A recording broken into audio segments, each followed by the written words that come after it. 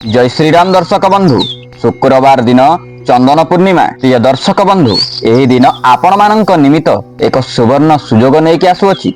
आउ विशेष रूप से आपण माने यही दिन आदौ भी हाथ छड़ा करंतु नहीं। प्रिय दर्शक बंधु जो व्यक्ति विशेष माने यही दिन ब्रह्म मुहूर्तर उठी एई चारि महागुप्त उपाय गुड़िक करनियंती सेमानंक उपरे स्वयं लक्ष्मी नारायण महाप्रभु प्रसन्न हुअंती तो हुअंती। तत्सहित सेमानंकर समस्त इच्छार मध्य पूर्ति गुड़िक करि पारंती। प्रिय दर्शक बंधु यही दिन हेउछि चंदन पूर्णिमा। जदि आपणक मनरे किछि एमितिका किछि विषय वस्तु गुड़िक रहिछि जो गुड़ा कि पूर्ति करि पारु नाहंती कि एपर्यंत से गुड़िक मनोवांछित फल आपणक प्राप्त होई नाही, आपण आदौ भी चिंता करंतु नाही।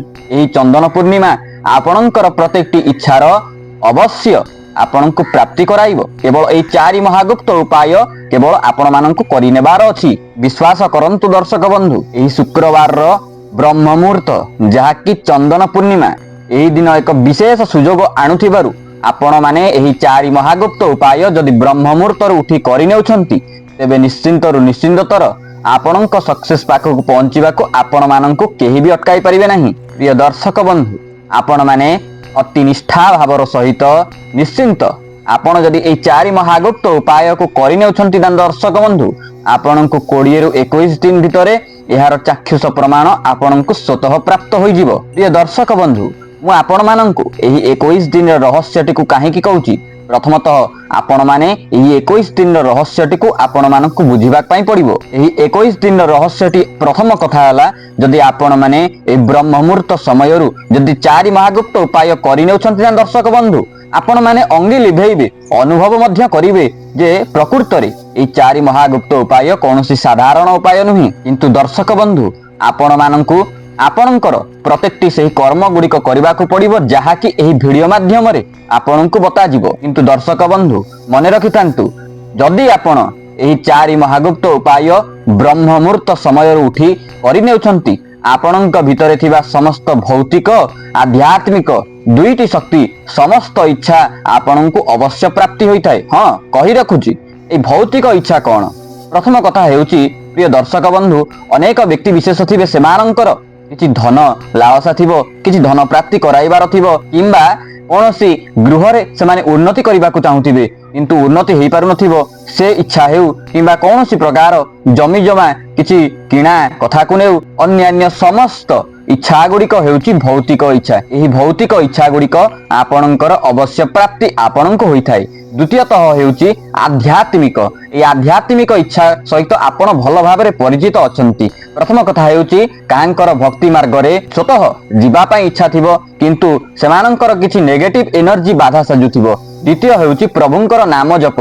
तृतीयटी हेउची मन शांति। ए आध्यात्मिक इच्छा भितरे एई सब गुड़िक जाउची। ए सब इच्छा जदि आपण मध्य प्राप्ति करिबा को चाहुचंती तेबे एई ब्रह्म मुहूर्त शुक्रवार रो ब्रह्म मुहूर्तर चारि उपाय केवल आपणकु एहा अवश्य प्राप्ति कराइबो। प्रिय दर्शक बंधु आपण माननकु सेई चारि महागुप्त उपाय तो म अवश्य बताइबी किंतु ता पूर्वरु आपण माननकु एतिक रिक्वेस्ट आपण माने जदि चैनल ले वीडियोटी को देखिबा पई आसीचंती तो संपूर्ण देखंतु प्रथम रु शेष पर्यंत देखंतु तेबे जाइकी आपण समस्त ज्ञान को प्राप्त करि परिबे। आ जदि आपण अधा ज्ञान देखुचंती आ उपायटी को जाइकी केवल सर्च करी देखि दउचंती कि तेबे निश्चिंत रूप रे कोठी ना कोठी मरुभूमि रे जेंति तृषाक्त व्यक्ति जेंति जल खोजी थाए ठीक सेमिति आपण माने एही उपायटी को देखिबा पई आसीचंती। आउ सेही केवल उपायटी को जदि आपण जानि नेउचंती विधि विधान किछि करूनांती तेबे एहा कोनोसी प्रकार फल आपनकु प्रदान करिवो नाही। एहा 110% आज्ञा। आउ हां आपण माने जदि चैनल नुवा करी आसीचंती तेबे आपण माने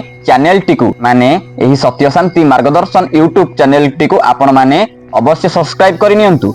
आ वीडियो टी को गोटे लाइक कर दियंतु। लाइक करिवा द्वारा कोन हेबो हमर इच्छा शक्ति आउरी दृढ़वत हेबो जो द्वारा कि आपण माने एमतिका हेल्पफुल वीडियो गुडी को आपण मानक पाखु को अवश्य पहुंची परिबो। प्रिय दर्शक बंधु प्रथम कथा ए ब्रह्म मुहूर्त जा कि शांत कोलाहल विहीन र मुहूर्तटी तत्सहित एही दिन चंदन पूर्णिमा माने महाप्रभु जगन्नाथंको पाखरे महाप्रभुंकर जगन्नाथ एही दिन चंदन नीति तांको पाखरे यह पालित होइथाय। तत्सहित ब्रह्म मुहूर्तर समय यह आपनको एक सतेजतापूर्ण ऊर्जार अनुभव कराइबो जहा को कहंती कि अनेक प्रकार महासंयोग कहीं एही दिन वैदिक नीति अनुसार अनेक पूजार्चना चलुथिबो जेहेतु एही दिन चंदन पूर्णिमाटी अछि तत्सहित ब्रह्म मुहूर्तर समय यह आपणक एक अपूर्व संयोग तत्सहित आपणकर प्रत्येक इच्छार पूर्ति मध्य कराइबो। प्रिय दर्शक बंधु आपण जदि अत्यंत निष्ठा भक्ति भावर सहित ब्रह्म मुहूर्तर उठी एही दिन 4 महागुप्त उपाय करिनेउछंती ना दर्शक बंधु आपण मानक जीवन रे 4 चांद लागि जीवो। प्रिय दर्शक बंधु एही ब्रह्म मुहूर्त समय रे आमर चतुर्पार्श्व रे विशेष रूप रे एही चंदन पूर्णिमा दिन आम चतुर्पार्श्व रे एमिति की किछि अदृश्य शक्ति रही थांती जो शक्ति मान की आमर अदृश्य रे रही कि आमको अनेक प्रकार सहाय्य करि थांती। आ प्रिय दर्शक बंधु आपण माने गोटे कथा को जानिचंती कि ए ब्रह्म मुहूर्त समय रे आमर चतुर्पार्श्व तो अदृश्य शक्ति सब रही थांती ए मर्त्य मंडल रे माने अवतर अनेक प्रकार पॉजिटिविटी शक्ति सहित 33 कोटी देवादेवी मध्य चिरवास करि थांती। आ खास सेति पई तो सकारात्मक शक्तिर ऊर्जा सकारात्मक शक्तिर प्रभाव एही दिन मर्त्यमंडल रे विशेष भाव रे रही थांती। प्रिय दर्शक बंधु आपण माने कोन एही कथा सहित परिचित अछंती कि आपण माने कोन जानिचंती कि स्वयं लक्ष्मी नारायण महाप्रभुंक सहित अनेक प्रकार पॉजिटिविटी एनर्जी एही दिन माने ब्रह्म मुहूर्त समय रे एही ब्रह्म मुहूर्त समय रे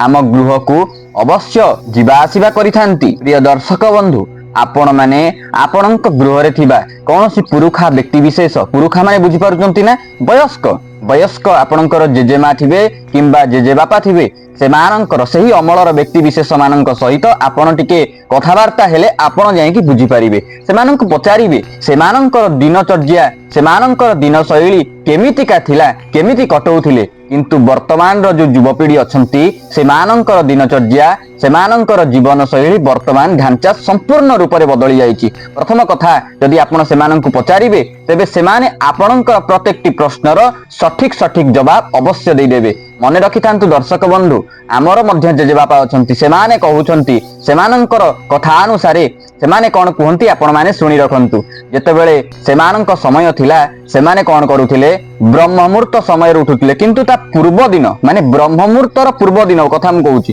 सेमाने कोन करंती प्रत्येक दिन खाली पूर्व दिन नुहे प्रत्येक दिन सेमाने कोन करंती ना सूर्यास्त पूर्वरु 1 घंटा पूर्वरु सेमाने खाद्य को ग्रहण करि नियंती आउ खूब कम खाद्य मध्य खांती माने जोटा को आपणक भाषा रे वर्तमान इंग्लिश रे कहंती लाइट फूड सेमाने खांती बेसी माने पेट जेमती ओजन हेबो सेमिति का खाद्य खांती नै अत्यंत हालुका खाद्य सेमाने खाइथांती एवं 1 घंटा खाई साइला परे 1 घंटा पूर्वरु खाई साइला परे सेमाने 1 घंटा परे जलपान करंती तत्परे सेमाने किछि चलाबुला करंती किछि हल्का कार्य मध्य करंती जद्वारा कि सेमानंकर खाद्य गुडी को डाइजेस्ट ही परिबो किंतु आजि कालिका पिलांकर एई सब नीति नियम नाही जद्वारा कि अनेक प्रकारर रोगाक्रांत रे सेमाने पडुचंती बा पीड़ित होउचंती। तापर सेमाने कोन करंती आम जेजेबाबांक कथा मु कहूची सेमाने कोन करंती सेमानंकर जहा नित्य नैमितिक कर्म सब थाए रात्रि रे सेमाने जहा टुकुर मुकुर कार्य सेमाने करि नियंती तत्परे सेमाने कोन करंती यथा शीघ्र 7टा किंबा 7:30 समय रे सेमाने शयन करि नियंती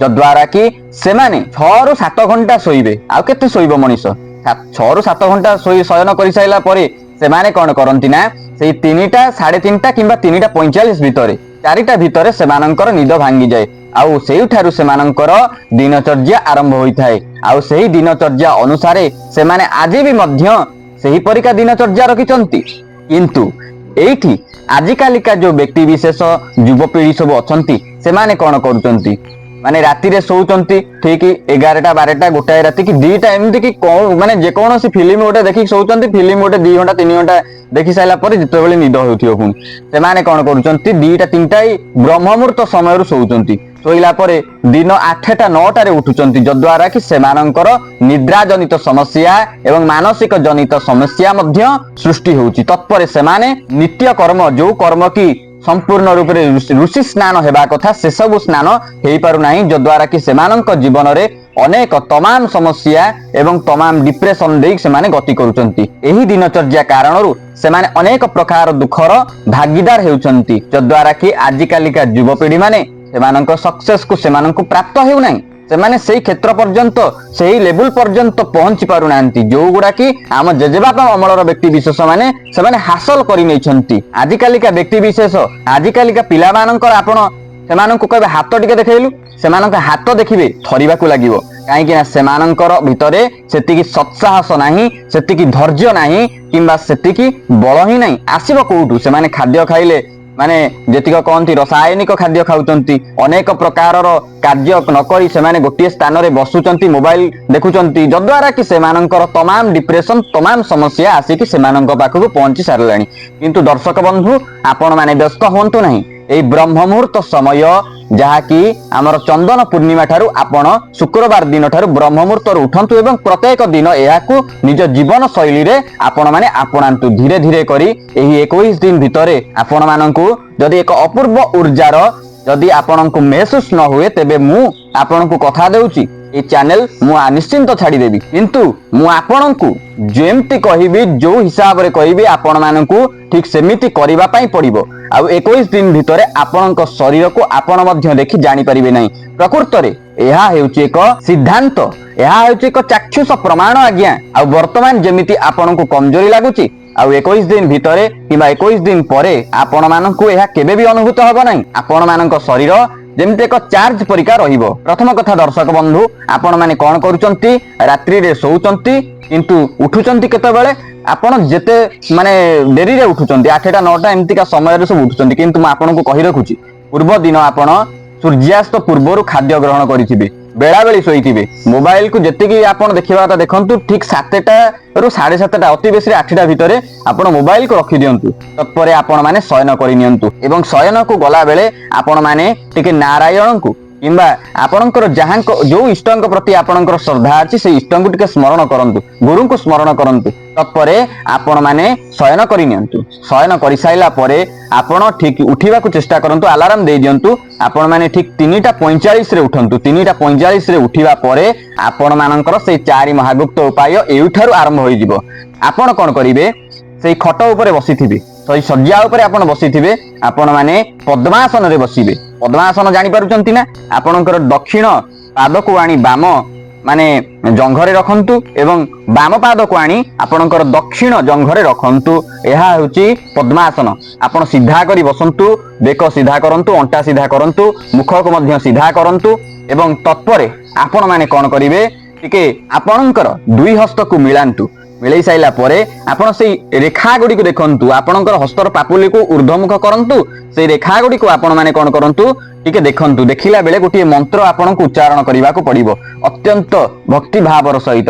ଆପଣ ଓಂ କରାଗ୍ରେ ବସତେ ଲକ୍ଷ୍ମୀ, କର ମଧ୍ୟେ ସରସ୍ୱତୀ, କରମୂଳେ ତୁ ଗୋବିନ୍ଦ, ପ୍ରଭାତେ କର ଦର୍ଶନମ୍। ଆପଣ ମାନେ ଏହି ମନ୍ତ୍ରଟିକୁ ଉଚ୍ଚାରଣ କରିବେ।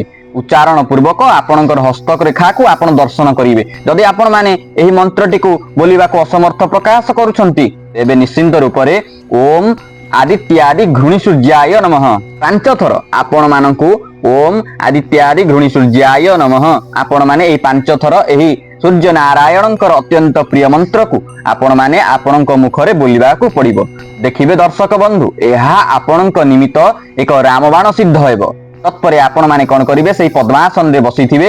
ଦ୍ୱିତୀୟ ଉପାୟଟି ଏଉଠୁ ଲାଗୁ ହୋଇଯିବ। ଦ୍ୱିତୀୟ ଉପାୟରେ ଆପଣ ମାନେ ମାନେ ଯଥା ସମ୍ଭବ ଯଦି ଆପଣ ମାନଙ୍କୁ କିଛି ଅସୁବିଧା ହେଉଥାଏ, ତେବେ ଆପଣଙ୍କ ହିସାବରେ ଆପଣ ମାନେ କଣ କରିବେ? ସେଇ ପଦ୍ମାସନରେ ବସିଲା ସ୍ଥାନରେ ଆପଣ ଭୂମିକି ଟିକେ ସ୍ପର୍ଶନ କରନ୍ତୁ। ଭୂମିକି ସ୍ପର୍ଶ କଲା ବେଳେ ଆପଣ ମାନଙ୍କୁ ଗୋଟିଏ ମନ୍ତ୍ର ଉଚ୍ଚାରଣ କରିବାକୁ ପଡିବ। କଣ ସେଇ ମନ୍ତ୍ର? ଓಂ ସମୁଦ୍ର ବସନେ ଦେବୀ, ପର୍ବତ ସ୍ତନ ମଣ୍ଡଲେ, ବିଷ୍ଣୁର୍ପତେ ନମସ୍ତୁଭ୍ୟଂ, ପାଦ ସ୍ପର୍ଶଂ କ୍ଷମାସ୍ୱମେ। ଆପଣ ମାନେ ଯଦି ମାନେ ଏହି ମନ୍ତ୍ରଟିକୁ ଘୋଷିବାକୁ ଚାହୁଁଛନ୍ତି, ତ ଆପଣ ମାନେ ନିଶ୍ଚିନ୍ତରୁ ନିଶ୍ଚିନ୍ତତର ଆପଣ ମାନେ କୌଣସି ନୋଟରେ ଆପଣ ଉଠେଇ ଦିଅନ୍ତୁ, ଯଦ୍ୱାରା କି ଆପଣଙ୍କ ନିମିତ୍ତ ଏହା ଏକ କାରିଗରୀ ବିଦ୍ୟା ହେଇଯିବ, ଯଦ୍ୱାରା କି ଆପଣ ମାନଙ୍କର ମୁଖମଣ୍ଡଳରେ ରହିପାରିବ। ଏହାକୁ ଆପଣ ସଦା ସର୍ବଦା ପାଇଁ ଉଚ୍ଚାରଣ କରିପାରିବେ। ଯଦି ଆପଣ ମାନେ ଏହି ମନ୍ତ୍ରଟିକୁ ବୋଲିବାକୁ ଅସମର୍ଥ ପ୍ରକାଶ କରୁଛନ୍ତି, ତେବେ ନିଶ୍ଚିନ୍ତ ରୂପରେ ଆପଣ ଟିକେ ଧରିତ୍ରୀ ମାତାଙ୍କୁ ପ୍ରଣାମ ଜଣାଇଲା ବେଳେ ଆପଣ ମାନେ ଏହି ମନ୍ତ୍ର ଉଚ୍ଚାରଣ ଯଦି ନ କରିପାରୁଛନ୍ତି, ତେବେ ଓಂ ଧରିତ୍ରୀ ଦେବୀ ନମଃ 5 ଥର ଉଚ୍ଚାରଣ କରିବେ। ତତ୍ପରେ ଆପଣ ମାନେ କଣ କରିବେ? ତତ୍ପରେ ଆପଣ ମାନେ ଆପଣଙ୍କର ନିତ୍ୟ ନୈମିତିକ କର୍ମ ଗୁଡିକ କରିଦେବେ।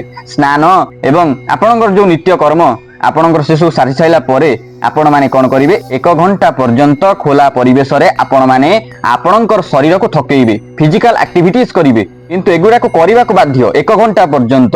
ଆପଣ ଷ୍ଟପୱାଚ ଦେଇଦିଅନ୍ତୁ କି ଆଲାରାମ ଦେଇଦିଅନ୍ତୁ, ମୁଁ କିଛି ଜାଣିନାହିଁ। 1 ଘଣ୍ଟା ପର୍ଯ୍ୟନ୍ତ ଆପଣଙ୍କୁ କରିବାର ଅଛି କୌଣସି ଫିଜିକାଲ ଆକ୍ଟିଭିଟିଜ, ପ୍ରାଣାୟାମ, ବ୍ୟାୟାମ, ଆମର ଯୋଗାସନ, ସିଦ୍ଧାସନ, ମୟୂରାସନ, ଏଇସବୁ ଆସନ ସବୁ କରିବାର ଅଛି। ପ୍ରାଣାୟାମ କିଛି କରିବାର ଅଛି, ଅନୁଲୋମ ବିଲୋମ, ଭସ୍ତ୍ରିକା, ଉଦ୍ଗିର, ବାହ୍ୟ ପ୍ରାଣାୟାମ, ଅନ୍ତଃ ପ୍ରାଣାୟାମ, କୁମ୍ଭକ, ରେଚକ, ଏସବୁ କିଛି ଆପଣଙ୍କୁ କରିବାର ଅଛି, ଯଦ୍ୱାରା କି ଆପଣଙ୍କ ବଡି ଏକ ଚାର୍ଜ ହେଇଯିବ। ଯେମିତିକି ଫୋନଟିକୁ ଚାର୍ଜ କଲେ ସିଏ ଠିକ୍ ଯେମିତି ବ୍ୟାଟେରୀ ଫୁଲ ହୁଏ, ଏହି ବ୍ୟାୟାମ, ଏହି ଏକ୍ସରସାଇଜ, ଏହି ସବୁ ଆମର ଯେଉଁ ସବୁ ଫିଜିକାଲ ଆକ୍ଟିଭିଟିଜ ଏଗୁଡ଼ିକ ଆମ ଶରୀରକୁ ଚାର୍ଜ କରିଥାନ୍ତି। ତତ୍ପରେ ଆପଣ କ'ଣ କରିବେ, ଏସବୁ କାର୍ଯ୍ୟ ସରିସାରିଲା ପରେ ଆପଣ କିଛି ସମୟ ରେଷ୍ଟ ନେବେ। ରେଷ୍ଟ ନେଇସାରିଲା ପରେ ଆପଣ 1 ଲୋଟା ଜଳ ନେଇ ଠିକ୍ ସୂର୍ଯ୍ୟ ମହାପ୍ରଭୁ ଉଠୁଥିବେ, ସେହି ଲାଲ ପ୍ରତିମା ଦେଖାଯାଉଥିବେ, ସେହି ସମୟରେ ଆପଣ 1 ଲୋଟା ଜଳ ନେଇକି ଯାଆନ୍ତୁ ବୃନ୍ଦାବତୀ ଦେବୀଙ୍କ ପାଖକୁ ଏବଂ ଆପଣମାନେ ସେହି ଜଳଟିକୁ ଅର୍ପଣ କରିନିଅନ୍ତୁ। ଜଳକୁ ଅର୍ପଣ କଲାବେଳେ ଆପଣ ଏହି ମନ୍ତ୍ରଟିକୁ ଉଚ୍ଚାରଣ କରନ୍ତୁ। କ'ଣ ସେହି ମନ୍ତ୍ର? ଓಂ ମହାପ୍ରସାଦ ଜନନୀ ସର୍ବ ସୌଭାଗ୍ୟବର୍ଦ୍ଧିନୀ ଆଦିବ୍ୟାଧି ହରାଂ ନିତ୍ୟଂ ତୁଳସୀଂ ତ୍ୱଂ ନମସ୍ତୁତେ। ଯଦି ଆପଣମାନେ ଏହି ମନ୍ତ୍ରଟିକୁ ଉଚ୍ଚାରଣ କରିବାକୁ ଅସମର୍ଥ ପ୍ରକାଶ କରୁଛନ୍ତି, ଓಂ ଲକ୍ଷ୍ମୀ ନାରାୟଣାୟ ନମଃ, ଓಂ ଲକ୍ଷ୍ମୀ ନାରାୟଣାୟ ନମଃ 5 ଥର ଉଚ୍ଚାରଣ ପୂର୍ବକ ଆପଣମାନେ ତୁଳସୀ ଚଉରା ମୂଳରେ ଜଳକୁ ଅର୍ପଣ କରନ୍ତୁ ଏବଂ କିଛି ନୈବେଦ୍ୟ ଆକାରରେ କିଛି ମିଠା ଏଇ ଦିନ ଅର୍ପଣ କରିଦିଅନ୍ତୁ। ଦେଖିବେ ଦର୍ଶକ ବନ୍ଧୁ, ଆପଣଙ୍କର ଖାଲି ଏହି ଦିନ ନୁହେଁ, ମୁଁ ଖାଲି କହୁଛି ଏହି ଦିନ ବୋଲି ଖାଲି ଏହି ଦିନ କରିଦେବେ ଆଉ କରିବେ ନାହିଁ, ଏକଥା ନୁହେଁ। ଆପଣମାନେ ପ୍ରତ୍ୟେକ ଦିନ ଏତିକି 21 ଦିନ, ଅନ୍ତତଃ 21 ଦିନ କରନ୍ତୁ। ଯଦି ଭଲ ନ ଲାଗିଲା ତାହେଲେ ଛାଡ଼ିଦେବେ। ଏ 21 ଦିନ ଭିତରେ ଆପଣଙ୍କ ଭିତରେ ଏକ ସ୍ୱତନ୍ତ୍ର ଉର୍ଜା ସହିତ ଏକ ସ୍ୱତନ୍ତ୍ର ପ୍ରକାରର ଆକ୍ଟିଭିଟି ଆପଣଙ୍କ ଭିତରେ ଦେଖିବାକୁ ମିଳିବ। ଦର୍ଶକ ବନ୍ଧୁ, ଏହା କଲେ ଆପଣଙ୍କ ନିମିତ୍ତ ହିତମଙ୍ଗଳ। ଯଦି ଆପଣମାନଙ୍କୁ ଭିଡ଼ିଓଟି ଭଲ ଲାଗିଥାଏ, ଭିଡ଼ିଓଟି ଗୋଟେ ଲାଇକ୍ କରିଦିଅନ୍ତୁ, ଚ୍ୟାନେଲରେ ନୂଆ ଥିଲେ ସବସ୍କ୍ରାଇବ କରନ୍ତୁ, କମେଣ୍ଟ ବକ୍ସରେ ଜୟ ଶ୍ରୀରାମ ଅବଶ୍ୟ ଲେଖନ୍ତୁ। ଆଜି ପାଇଁ ରହୁଛି, ନମସ୍କାର, ଜୟ ଶ୍ରୀରାମ।